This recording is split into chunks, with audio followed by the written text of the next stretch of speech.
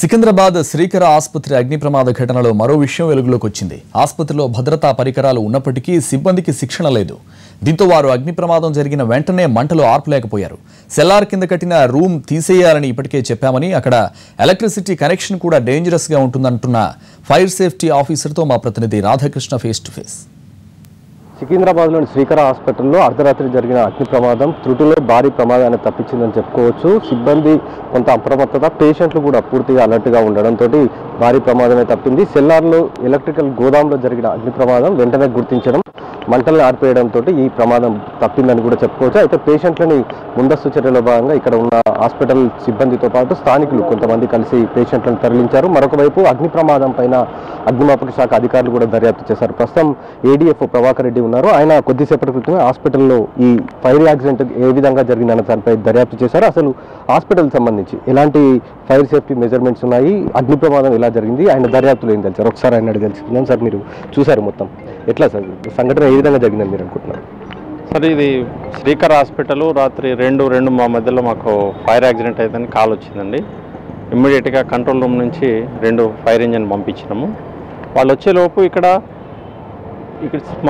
Fire అనేది చాలా చిన్న ఫైర్. అది దీంట్లో సెల్లార్లో ఒక సైడ్కి ఒక చిన్న రూమ్ కట్టిరు. దాంట్లో స్క్రాప్ చిన్న రికార్డ్ రూమ్ లాగా పెట్టారు. దాంట్లో అయినటువంటి షార్ట్ సర్క్యూట్, మరి ఇంకేదో కారణం దానికి ఒక అవకాశం షార్ట్ సర్క్యూట్ అయ్యేదానికి ఛాన్సెస్ ఉన్నాయి. అక్కడి నుంచి ఆ స్మోక్ లిఫ్ట్లోకి వెళ్ళి వచ్చి బిల్డింగ్ మొత్తం స్మోక్ అక్యుములేట్ అయింది.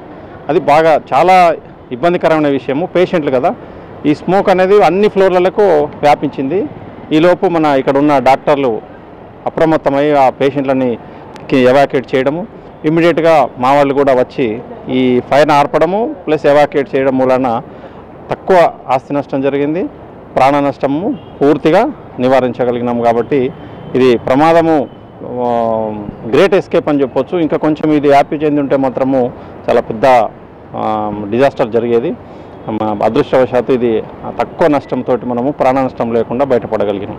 మనం చూసాం సార్, గతంలో పంజాగుట్టలో ఒక ప్రైవేట్ హాస్పిటల్ అగ్ని ప్రమాదం ఎంత భయంకరమైన పరిస్థితి వచ్చిందో.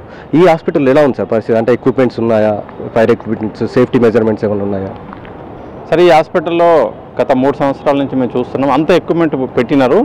కాకపోతే నైట్ కొంచెం వీళ్ళకి ఈ ఎవాక్యుయేషన్ చేయాలనే ఉద్దేశం, ఆలోచనలో ఈ ఫైర్ దీనికి వీళ్ళు కనెక్షన్ చేసి చేయలేకపోయినారు. ఈ లోపు మేము వచ్చినాం కాబట్టి మేము కనెక్షన్ ఇచ్చేసినాము. ఇక్కడ ఎక్విప్మెంట్ మొత్తం పూర్తిగా వీళ్ళు ఇన్స్టాల్ చేసి ఉన్నారు. అంటే ఫైర్ యాక్సిడెంట్కి షార్ట్ సర్క్యూట్ కారణం అంటున్నారు. ఈ కేబుల్స్ ఏమన్నా పురాతనమైన, అంటే కాలం చెల్లినవి ఏమైనా ఉన్నాయా? ఆ విధంగా ఏమన్నా తెలిసే అవకాశం ఉందా? సార్, ఆ రూమ్ అసలు అది ఉండకూడని రూమ్. అది అసలు అక్కడ అది ఏదో ఇట్లా స్టెప్ని లాగా కట్టి పెట్టిరు. అది అసలు దాన్ని తీసేయాలా. దాంట్లో ఎలక్ట్రిక్ ఒక వైరు పెట్టినారు. అది తాత్కాలికంగా పెట్టిన వైర్ లాగా ఉన్నది. మేబీ దానివల్ల అయ్యే అవకాశం ఉన్నదని మేము భావిస్తున్నాం. అంటే అది ఎప్పటికైనా డేంజరే కదా సార్? మీరు ఏమైనా మేనేజ్మెంట్కి చెప్పారా ఈ రూమ్ని తొలగించాలి ఇక్కడ నుండి అనేసి?